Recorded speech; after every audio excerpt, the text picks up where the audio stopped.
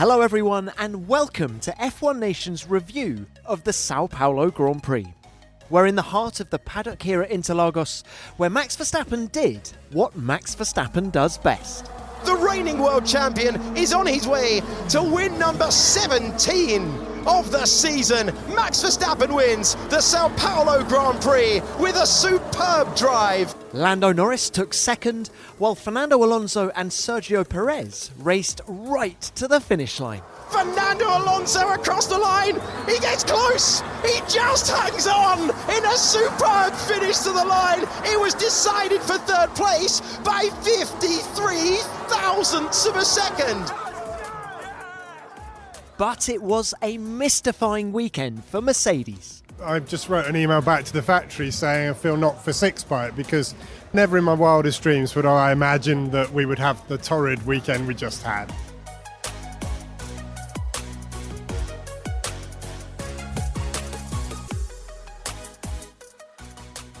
As always, there's plenty to dissect here on F1 Nation with me, Tom Clarkson, and I'm joined this week by French journalist Ferret from L'Équipe and recently crowned Formula 3 champion Brazil's Gabriel Bortoletto. We hope you enjoy the show.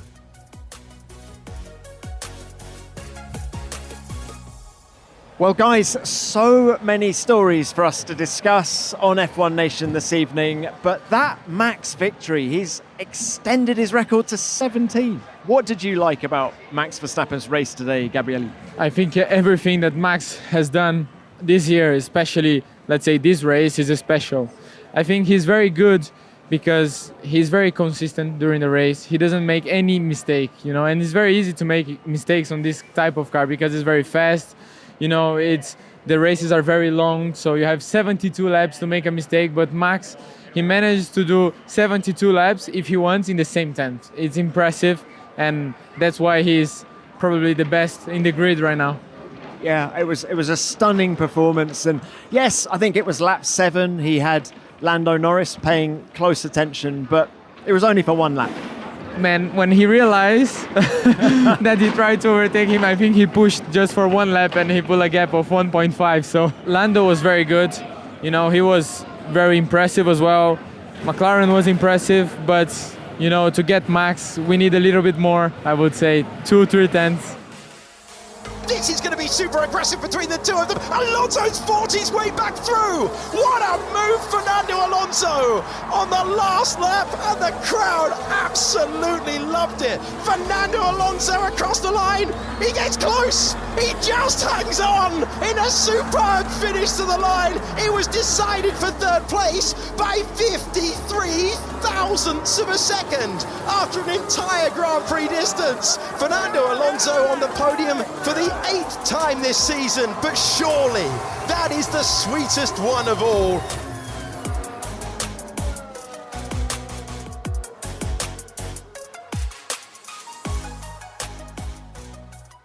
Fernando, coming to you now.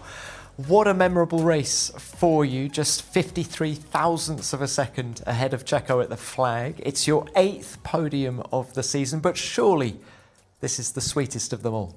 I'm not sure. The closest, for sure. It was a very intense race, and it was no time to relax. Very strategic race as well, saving the tires, saving the battery always in case you need it on a DRS opportunity for Checo. And then, honestly, I thought that I had things under control in the last stint until maybe 5 laps to the end, where I start pushing a little bit more.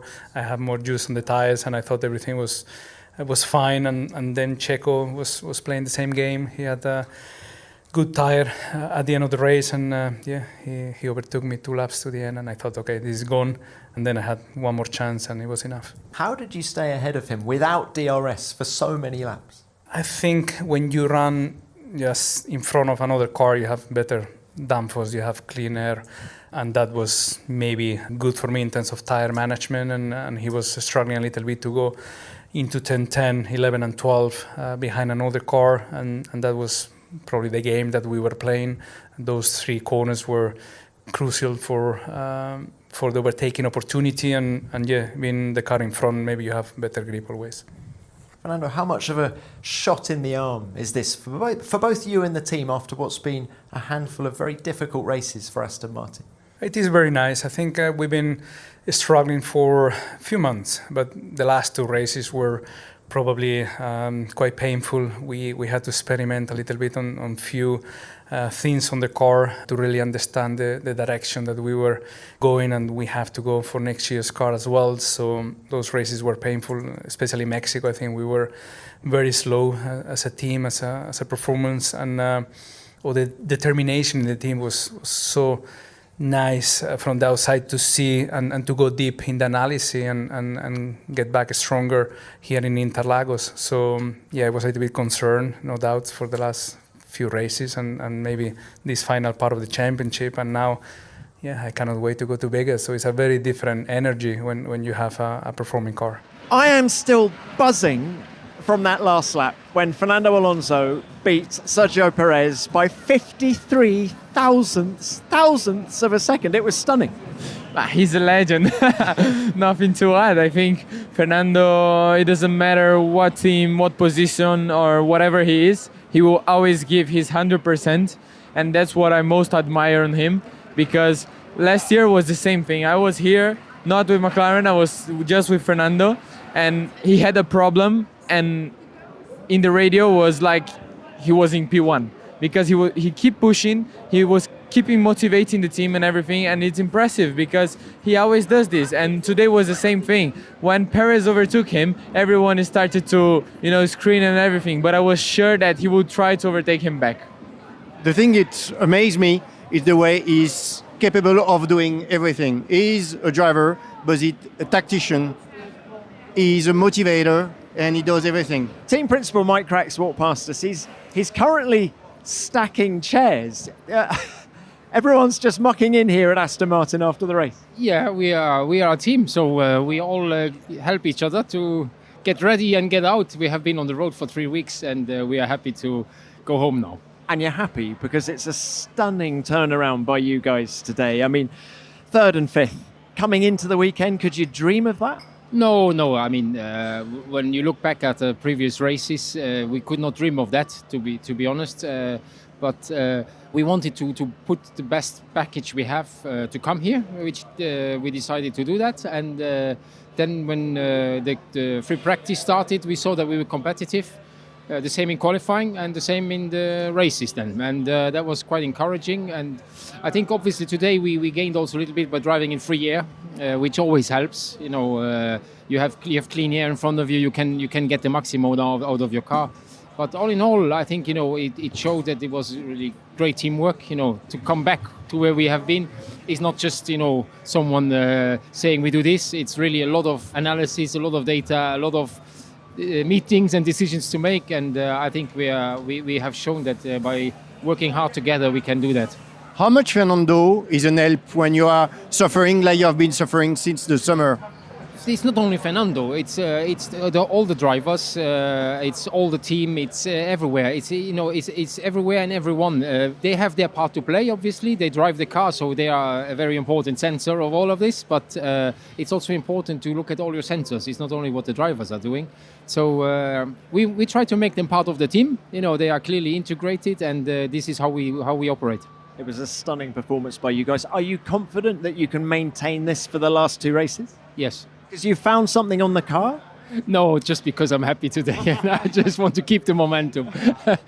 No, I mean the carts will be mixed. Vegas will be completely different. It will be a completely different downforce level. It will be cold, new surface. I don't know, Tom, honestly. Stunning day for you guys. Great for the Constructors' Championship. Well done to you, Mike. Thank you very much. Travel safe. We'll see you in Vegas. Before we move on from Aston Martin, though, Gabriele, I wanted to ask you about Fernando Alonso, because people listening to this may not know that he is actually your manager. We've seen how good he is in a racing car. We've had a reminder today of just how good he is in a racing car. What is he like as a manager? I think Fernando, he can do everything, basically. He's good at that as well? Yeah, he's amazing as that as well. I think he was the one guy that probably helped also the most on my contract with McLaren, for example. Even when things were not going so well in Aston, he managed to get a little bit of his time in the races to go there and speak to Zach and, to find out how to close this deal. And I think this is very good because, I don't speak to Fernando every week. I don't speak to him every time he's on track because I know he's busy. But every time he sees me, he gets a little bit of his time to talk to me, to ask me if everything is going well. And for sure, he knows everything is going on in my career because there is not only him on A14. It's him, Alberto, and Albert, and they all work as a team. Now, just before you clinched the Formula 3 title in Monza, isn't there a story that he left you a long voice note, just a little bit of advice? The voice message came not in Monza, was much earlier in the season. But I would say for sure it helped for the whole season because it was like a 10-minute voice message and it was very cool because he told me a lot of things to focus in the championship and to get as much points as I can. And it was very good. So for all of Alonso's brilliance today, of course, his main battle was with Checo Perez. Checo a little bit under the cosh coming here after what happened in Mexico last weekend at the first turn. A lot of people speculating about his future. He needed a good result, and I still think he delivered it. What about you, Fred? Of course, he was third at the sprint race yesterday, so he was on his way back. And if he had met a normal driver, he would have finished on the podium, and we were not speaking about that's only fourth place for Checo. It would be with 2 podiums, and it would be nice for him. But unfortunately for him, he had to beat, I think, for me, the best driver on this paddock now. Yeah, it was. I mean, Fernando was stunning, but still, I felt it was a very controlled race. In fact, it's been a very controlled weekend by Checo in terms of he's built up steadily over the weekend. He delivered a good sprint, and he wasn't going taking risk when it needed to take. Yeah, and I think he thought it, as you say, I think he thought he had it in the bag when he overtook Fernando with a lap to go, and it was only the brilliance of Alonso that got it back. Fernando answered you on the press conference that even him, when he was overtook by Checo, said, okay, now it's over. And then suddenly said, oh, I have 2 more laps, so let's try something. What did you make of Checo's drive today? I think Checo did a very, very good job. It's difficult to compare him to Max at this point. Max has an extra confidence. Max has won the championship already. He has nothing to lose, and Checo is under a lot of pressure. But I think he delivered today. He showed a good pace. He was very quick. Still not on the pace of Max, but I think even if Checo is in his best form, he will not get Max's best form. But as Fred say, Fernando is not a normal driver, so it's difficult to say Checo didn't deliver or deliver. But for me, he did a very good job today, and he should be proud of it.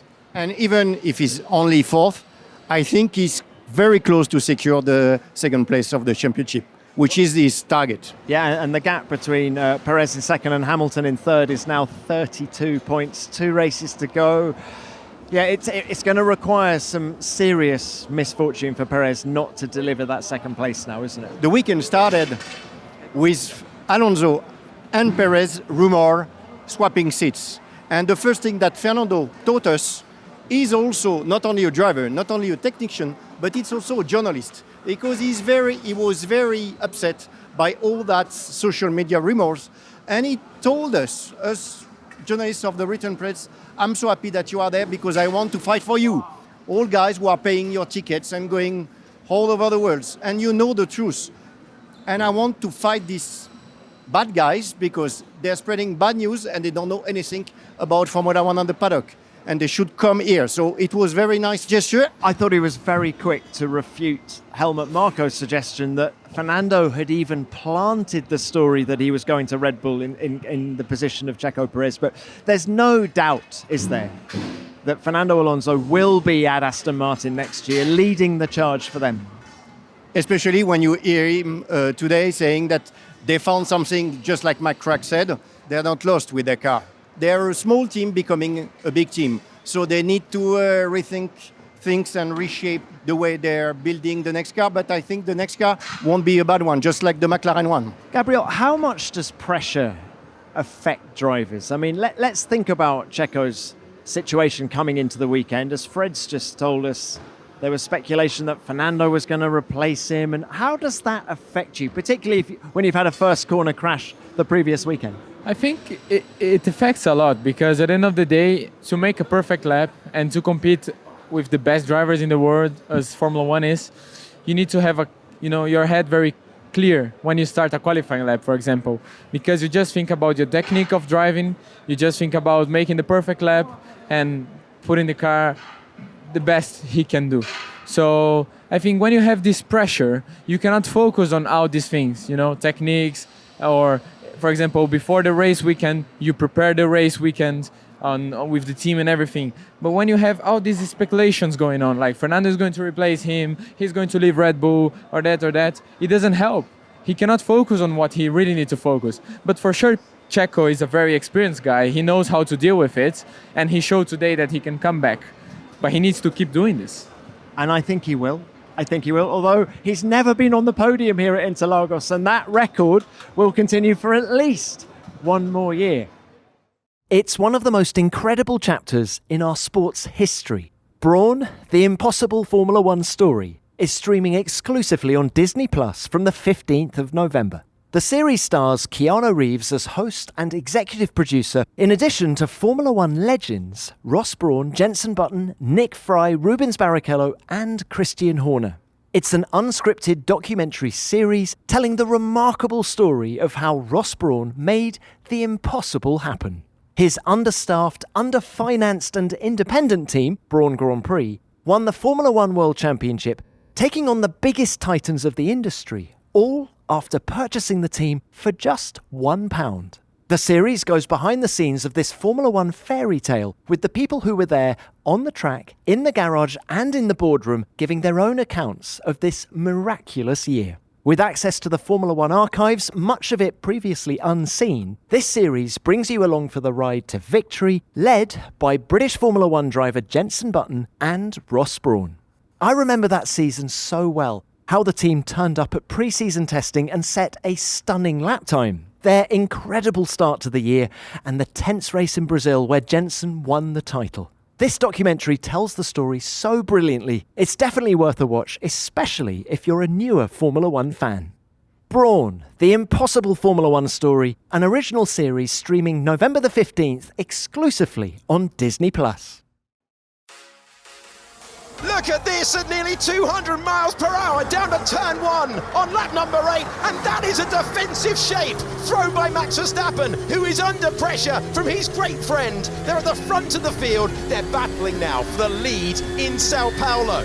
Lando Norris has never taken the win in a Grand Prix, and he's going around the outside, or at least trying to. Brilliant effort from Lando Norris for the first time really in a long time. You are watching Max Verstappen. Check the left mirror, check the right mirror. Game on in Brazil. Great pace all weekend. Just always one car in the way. And Lando, your driver of the day as well. Let's go! Back to back to back. 3 in a row.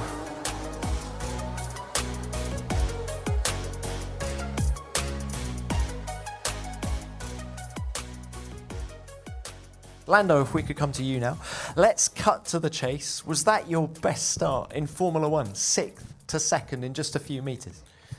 In terms of position changes, yes. I don't think it's the quickest one, but it's all relative in the end of the day. So it was a pleasant surprise to come out in P2 already after turn 1. I was expecting, and we planned a lot for 20 laps in traffic and some overtakes and a bit of fun. And I still had fun, but from P2 already. So it was a good step up from yesterday. I'm not far behind for the first 10, 15, 17 laps, but then that final phase I just drop off a bit too much, and I don't know if it's just we're a bit slower and I'm pushing a bit more to try and keep up, and then I pay the price, or it's just a little bit of our tyre degradation's not quite as good and we suffer in the slow speed quite a bit with the rears, and that's where we struggle then with the lap time in the end. So clear things to improve on, like I said yesterday, but still a very positive day for us. And do you think an overtake was genuinely on that lap when you were very close to Max after the restart? I mean, was it on? I mean, I tried, but we struggled too much in turn 10, turn 12. It's where the Red Bull's extremely competitive, and we struggle. I have struggled all weekend, apart from when we were on new tyres. And of course, on that restart, I used my new tyres, and Max didn't.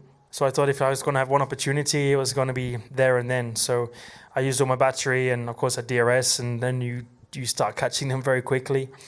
I had a good line in turn 1, turn 2, but Max also had a lot of grip. So, if it was maybe later on in the stint, his line in turn 1, turn 2 would have been a lot more compromised and a bigger penalty.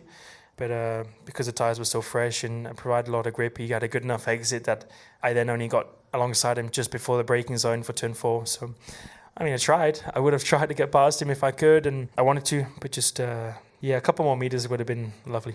Let's now talk about Lando Norris in particular and your team, Gabriel. You're dressed in papaya. Do we call it papaya or do you just prefer to call it orange? Papaya is good. No, it sounds good. He did an amazing job today.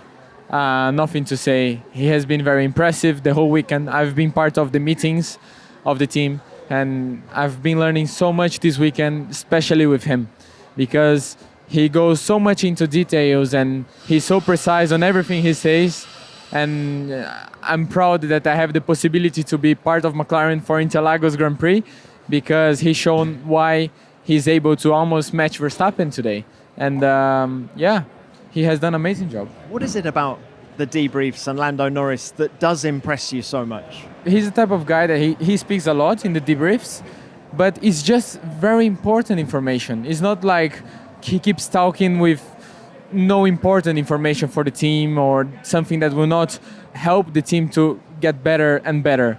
And he says that the car is having a problem, but at the same time, he managed to say why. So the team can attack the right way. And I think this is very good about him. And it was very impressive. And for sure, it will change also my mindset in my next races. Fred, for you, was this the closest that McLaren has been to Red Bull this year? I'm not sure. I maybe would say Qatar because of the sprint and the PS3 demonstration. I'm afraid that maybe Max was asleep part of the race, and he received a call from GP around mid-race saying, can you keep the pace up, please? And then suddenly it was only 4 seconds and he went to 14 quickly. So, and even Lando was not sure that they were that close to Max. But that start today from Lando, I asked him in the press conference, was that the best start you've ever made, to go from 6th to 2nd in, 100 metres, 150 metres? But I don't want to underestimate Lando. I think the whole paddock is underestimating what Lando did since they had a good car. Since Austria, he's over-delivering because I think the car is good. So I think in the last 6 races, he only missed 1 podium, which is Mexico. And he's been the second highest point scorer since Austria, second only to Max Verstappen. So we're seeing huge consistency from him. I would just love to see him win a race. You know what it's like to win a race and what it does for your confidence, right? Not that he's lacking confidence, but I just feel that he'll suddenly become the complete package. Yeah, I need to add something about Lando because it's not easy also to start a season in the car that McLaren had, that they were out of Q2, like they were going out of Q1 with the 2 cars probably almost last, and they were still missing like half a second to go to Q2. And now they are possible the second best force in Formula 1. I think Lando is a big part of this because as a driver, the best thing the team can have is the feedback of a driver to improve the car. And having a rookie like Oscar, that is a very impressive kid as well. And Lando, for sure, Lando has been a very good team leader, I think. And yeah, answering your question now about winning a race, from my experience this season, when I won my first race, I had a massive confidence, and I won the second in a row, and I had even more confidence. But sometimes it's a little bit too much, so you need to be careful. But it's very good. It's not something bad, and I wish I can have this again. Well, I think when it happens, if McLaren come up with a car that's capable of winning next year, when that first win happens, I could just see it mushrooming very quickly and him putting together a championship challenge. But let's hope that happens. Now, a team that didn't have such a good weekend as McLaren, it has to be said, is Mercedes. And I, for one, was expecting an awful lot more. How about you?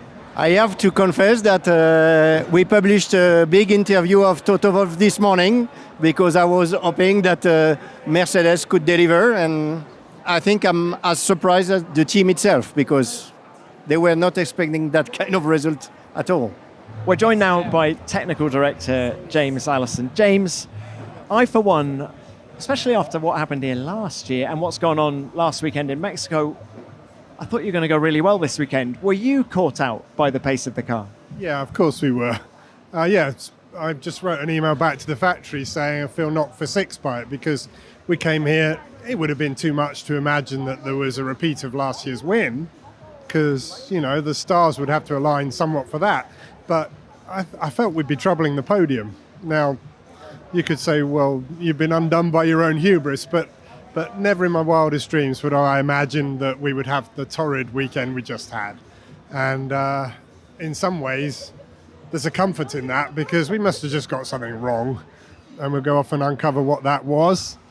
And with a bit of luck, under the lovely thing that racing gives you, a couple of weeks' time we'll come back and hopefully put it to bed. James, how were the problems manifesting themselves on the racetrack? What were the drivers saying? The main issue was hot rear tyres, which would give you a snappier end and would give you the sort of tyre degradation we saw, but also an annoying amount of understeer. Now, when you've got a balance that's all at sea like that, it's very easy to nibble away with every bit of throttle you put down, every turn of the wheel, a bit of the tyres. And the tyres for everybody were tender here. And we got it in a place where a single lap pace that was okay very quickly became more than mediocre as we gobbled our tyres up. And that's normally a strength of ours. So particularly upsetting to weather that storm here. So when you say we must have got something wrong, you must have some ideas as to what that would be? I mean, every weekend the job is to land the car in a place where it is as happy as it can be. Sprint weekends put a particular pressure on that because you sort of get one go at it, maybe and adjust in the 1 hour you get. And we clearly haven't landed it where it did its best work. And that's not an excuse because it's a sprint weekend for everyone. And that 1 hour is what everybody has. But we generally get that right, but not here. And what does this mean for Vegas and Abu Dhabi? I don't know because it's too early to understand what we did. Or what we should have done. But by the time we figure that out, which we definitely be able to do before Vegas, then hopefully we'll make sure we don't fall down that little hole again. Thank you for your time. Thank you. Guys, I love talking to James Allison because he's so matter-of-fact about it all. There's no excuses. Would you agree? I totally agree. Even when they are winning, they give you the proper explanation for everything. The proper win or the proper loss like they did this weekend. I think these cars are so complicated to understand that even Mercedes can make mistakes. We saw it yesterday. I think they underestimate the cooling of the car and they suffer of it. On the other side, the French team, especially with Gasly, was thinking that they made a big mistake. And at the end, you can see that Pierre is seventh with an Alpine in front of one Mercedes, which is quite nice. And I think they don't understand either yet how they did that. I think, in a nutshell, what we've seen from Mercedes actually explains the difference between Red Bull and the entire grid. I don't believe that at any point, maybe Suzuka, but really at any point, Red Bull have been miles ahead of the opposition. They've just been more consistent. That RB19 has performed at every racetrack, whereas everyone else has been up and down like a yo-yo. Lewis Hamilton, he's been winning races in Formula One since 2007. Dare I even ask how old you were in 2007? I was 3 years old. So for as long as you can remember, Lewis has been like an icon of Formula One. Absolutely. He's a completely legend. I think he has shown this. He's a 7-time world champion, and there is no doubt of what he's capable of doing. He's through a moment now that for sure he's not liking it so much. And I think Mercedes is struggling to get the car back, but that's how Formula One works. There was a time as well that Mercedes was dominating the championship. Now they are having some problems and Red Bull is dominating it. But as I said, nothing is impossible. We have seen what McLaren did by getting very close to Red Bull. Why not Mercedes can do that as well? they are a very big team and they have won many championships in the past as well. I'm already looking ahead to the first day of testing in Bahrain next winter, Fred, where I guess it'll be Lewis Hamilton, maybe George, rolls out of the garage. In fact, no, they'll probably do a shakedown at Silverstone before we get to Bahrain, but there will be so much emphasis on those first few laps because a racing driver can tell whether a car is born well or badly within a few laps, can't you? I never drove a Formula One car. But any car, right? Yeah, absolutely. Yeah, you know when the car it's good or not. Every category I've done since now, I think the first, like for example, the Formula 3 for me was like this. First lap I've done, I opened the radio and I was like, I love this car. This is amazing. It was so nice to drive. And I think it's the same thing for Formula 1. When you get in a car and you feel the car is stable, good front, good rear, good traction, is the best car you can have. But sometimes you just go on track and everything is a disaster and you know that the car is not ready to win races again. This is an advertisement for BetterHelp. For many of us, the days are getting shorter, the nights are getting longer, and you might find this time of year brings up a few difficult emotions. Whether it's an issue you've been dealing with for a long time or are dreading the holiday season and any potential stresses that could come to the surface, it is completely natural to feel some sadness and anxiety about it. I don't think any of us are immune to those feelings, no matter how they manifest. But it's also important to remember that adding something new and positive to your life can help counteract some of those feelings that bubble under the surface, and therapy can be a bright spot amid the stress and help you feel more grounded. If you think therapy is just for those who've experienced major trauma, then I'm here to tell you that it isn't. Therapy is a great tool for everyone, regardless of the challenges you're facing. It can teach you positive coping strategies, help you learn how to set boundaries that build your confidence, and bring some balance and calm among the chaos. With more than 1,000 therapists in the UK already, BetterHelp can provide access to mental health professionals with a wide variety of expertise in mental health. Our listeners get 10% off their first month at betterhelp.com/F1Nation. That's betterhelp.com/F1Nation.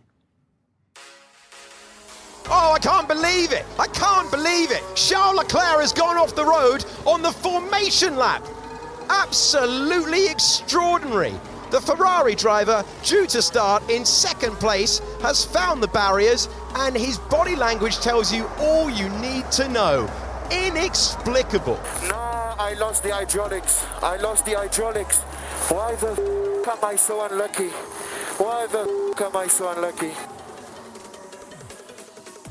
Now, down at Ferrari, Fred, do you think there are long faces? Well, there's one very long face, and that's a Monegasque racing driver. Poor Charles.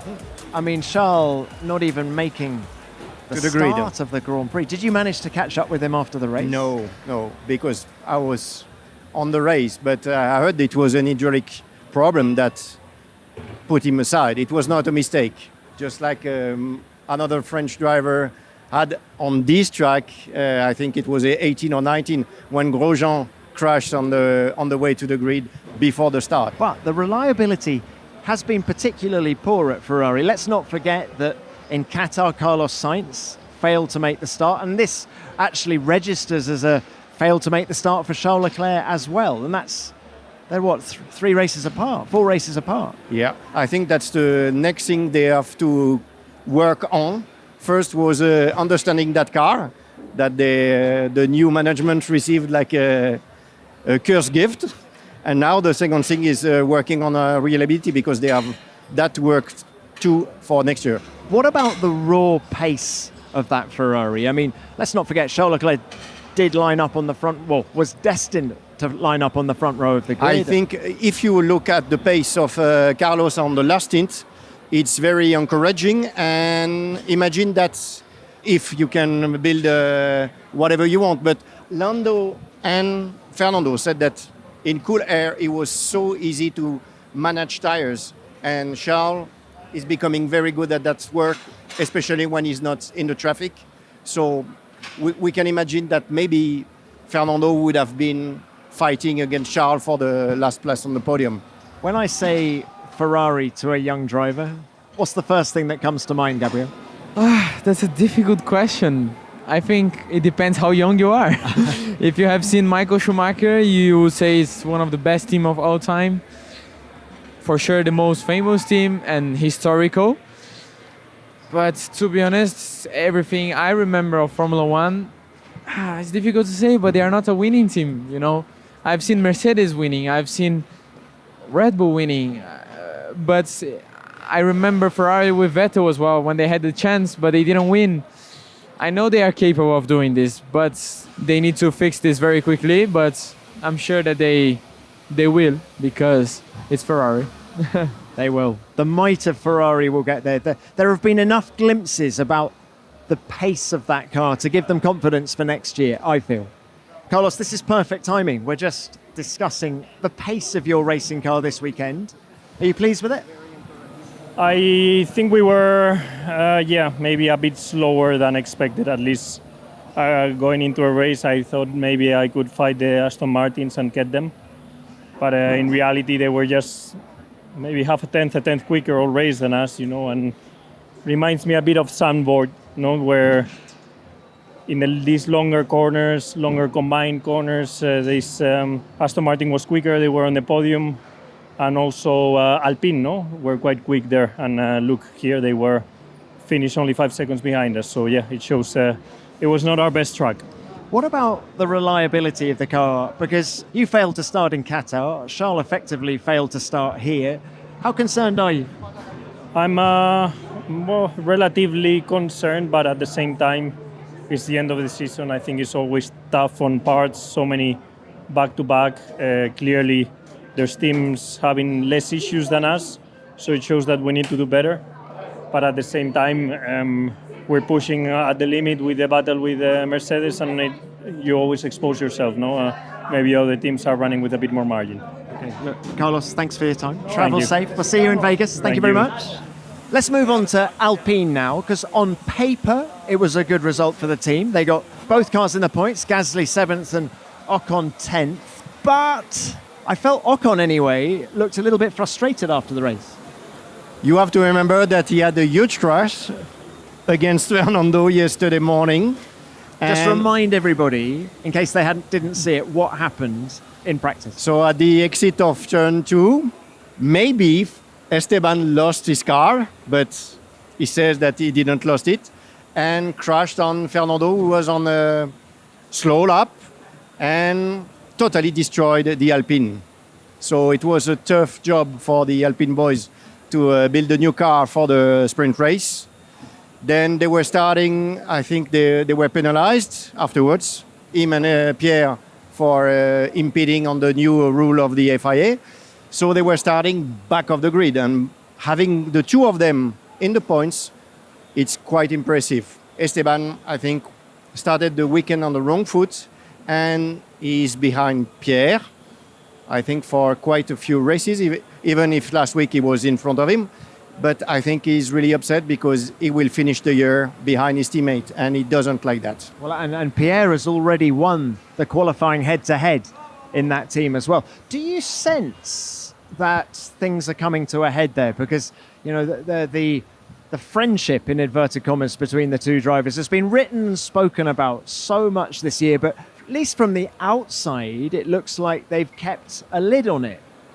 Are things okay on the inside? I think it's okay and it's not okay. They are two tough drivers and they know each other since they were born. They started karting together when they were 3, so they know every trick of the other. They know how to behave in the team because they knew they look in the karting teams how they were behaving. The parents were friends, so it's kind of difficult. And I'm pretty sure that for Esteban it must be tough to be long-time part of Alpine team and seeing a new guy coming and being in front of him. He's a real competitor and he can't accept that. He worked like hell when he was the teammate of Fernando, and he tried to be at the level of Fernando, and he managed to do it. So having now, I think Pierre is having more than 12 or 15 points ahead with 2 races to go. It's impossible that he can earn a miracle podium, but Gabriel, that will be tough. It's an extraordinary thing for a sportsman, isn't it? How, let's talk specifically about racing, but how you start racing your opponents when you're really young, and then you all move up through the ladder together. I mean, Okay, you're in Formula 3, you're going to Formula 2 next year, but you've been racing a lot of the guys for many years, haven't you? You get to know them really well. Yeah, I think next year will be probably the first year that I'm not racing, probably against Mini and Beganovic. Yeah, I've been racing them since I was 11, 12 years old. Now I'm 19. And yeah, it's unbelievable because it's very cool. And I actually love to race them because we have a history together. We know what each other does normally, and we know how to play each other as well. And this is very cool. And next year will be, for sure, we'll race some guys that I've been racing for some years already, and it will be very interesting for me. And I need to start studying that again. Well, unfortunately for Alpine, they are marooned in 6th place in the Constructors' Championship. So however many points Pierre and Esteban get between now and the end of the year, they are going to finish 6th. Fred, I don't know whether we're going to get you on F1 Nation again before the end of the year, but in case we don't, has this year been a good year, a bad year? How will everyone in Enstone and Viry reflect on what's gone on? I think that even if the results are not the best they were expecting, it will be a good year because they decided to have a huge change in the team. It was quite chaotic at summertime with the big boss being sacked, then the team principal being sacked. But at the end, now they move on a new platform and they're ready to work on. And if you speak inside the team, the atmosphere has really changed. And it's for the better? Yeah, of course. Everybody is coping together more than before. There is less pressure, maybe because they knew even before the boss was sacked that they will finish 6th. It was quite obvious that there were no chance to do better. But now I think they're working on a new platform and they're hoping for the best for next year. If you're looking for the perfect gift and want to leave the recipient with a big smile on their face as they say, "Where on earth did you get that?" then look no further than Uncommon Goods. Uncommon Goods is a fantastic website with a huge selection of truly unique gifts for everyone on your shopping list. If you usually struggle with gift buying and don't even know where to start, then I suggest having a browse through their curated collections and bestsellers to get some inspiration. You can even search for a hobby or interest and take it from there. I love finding quirky gifts that I know a loved one will treasure. And with Uncommon Goods, you'll find fun games, beautiful jewellery, personalised art, wonderfully handcrafted homeware, and much, much more. I found a fantastic little fast-paced racing game called La Corsa Grand Prix, complete with realistic race strategy cards. Its car-playing pieces are actually based on the proportions of a 1970s Ferrari Formula 1 car, which is a nice little touch for any racing fan that would appreciate such level of detail. When you shop at Uncommon Goods, you're supporting artists and small independent businesses, and products are often made in small batches. So you know what that means. Make sure you get your hands on them before they sell out. To get 15% off your next gift, go to uncommongoods.com/nation. That's uncommongoods.com/nation for 15% off. Don't miss out on this limited time offer. Uncommon Goods. We're all out of the ordinary. Passion, drive, and patience. What brings home the winning trophy is also what keeps your ride alive. eBay Motors has everything you need to maintain your vehicle and level it up to peak performance. From superchargers, roof racks, exhaust kits, LED headlights, and more. Whether you're into speed, power, or style, eBay Motors has got you covered. With more than 122 million parts for your number one ride, you'll always find exactly what you're looking for. And with eBay Guaranteed Fit, your part is guaranteed to fit your vehicle every time or your money back, because with eBay Motors, you're burning rubber, not cash. With all the parts you need at the prices you want, it's easy to turn your car into the MVP and bring home that win. Keep your ride alive at ebaymotors.com. Eligible items only, exclusions apply.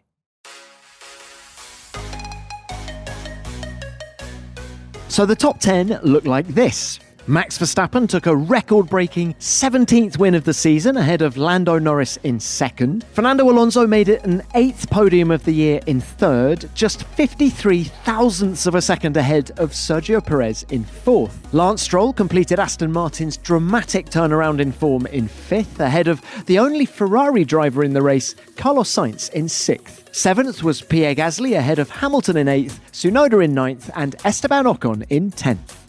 In the Drivers' Championship, Max Verstappen continues his relentless march at the top of the table. His lead over teammate Perez now a whopping 266 points. Hamilton is 32 points adrift of Perez in third, with Alonso 28 points behind him in fourth on 198. Then it gets close. Norris is just 3 points behind Alonso in fifth, and Sainz is just 3 more points further back in sixth. In seventh, it's Leclerc on 170 points, Russell is 8th on 156, and Piastri is 9th on 87, and wrestling his way back into the top 10 is Lance Stroll on 63. In the Constructors' Championship, Red Bull's lead over Mercedes in second extends to exactly 400 points. Ferrari are just 20 points behind Mercedes on 362, with McLaren fourth on 282. Aston Martin's strong weekend in Brazil edged them to within 21 points of McLaren, while Alpine are marooned in sixth on 108 points. The battle for 7th, 8th, 9th and 10th is bubbling away very nicely. Williams in 7th are just 7 points ahead of AlphaTauri, who in turn are just 5 points ahead of Alfa Romeo in 9th, with Haas only 4 points further back in 10th.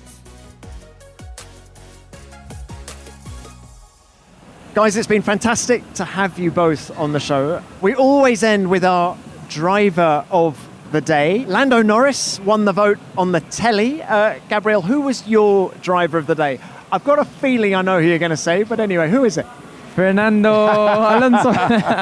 Nah, he has been amazing today, and I think for me he will be the driver of the day. Now, why? Just why specifically? Why was he better than Max? It's difficult to say better than Max, you know.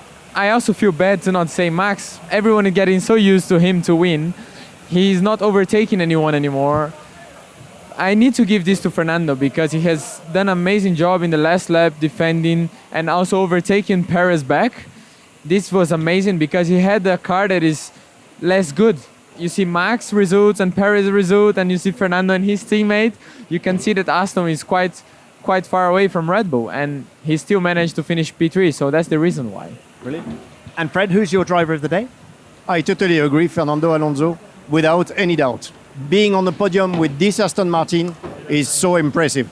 Well, Fernando was brilliant today, and just to give the listeners a little bit of food for thought, I'm actually going to say Lando Norris. I'm going to go with the telly vote because I think he's been inch perfect all weekend, and if anyone else had been driving that Red Bull today, I think he may well have won it. He's just so overdue that win. But anyway, he can take a little bit of pleasure from being driver of the day on the telly.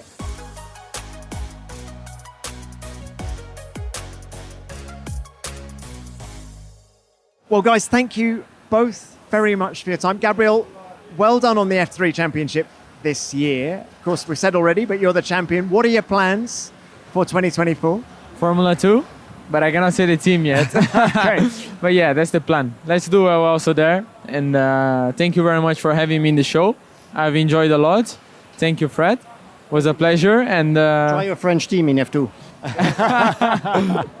Fred, before we go, we've got one of the most eagerly anticipated new races coming up in 2 weeks' time. It's Las Vegas, the bright lights. How much are you looking forward to it? It's going to be so tough for everyone. It's the end of the year, but I think everyone wants to see what it's going to be. That magic, driving in the middle of the night, in the middle of the cold. Maybe engineer speaks about 5 or 10 degrees for the quali. Having all the show that it would be like the Super Bowl halftime. It's going to be crazy like we never experienced in F1. I asked Max Verstappen about it a little bit earlier in the day. This is what he said about Vegas. I still need to go on the simulator. I still don't even know the track, to be honest. So the last time I tried it on the F1 game, I think I hit more walls than I was going straight. So let's hope that's not the case when I start driving there. I mean, it's going to be very different to here. Very low temperatures, of course, in the night there. Street circuit, we have no experience there. We don't know the track grip, all new. So maybe we'll give you a few surprises, I don't know. So if that's what Max is thinking, make sure you watch the race in 2 weeks' time. And of course, next Monday, we'll be back with our preview to the Las Vegas Grand Prix. So please do join us for that. But for now, F1 Nation is produced by Formula One and Audio Boom Studios.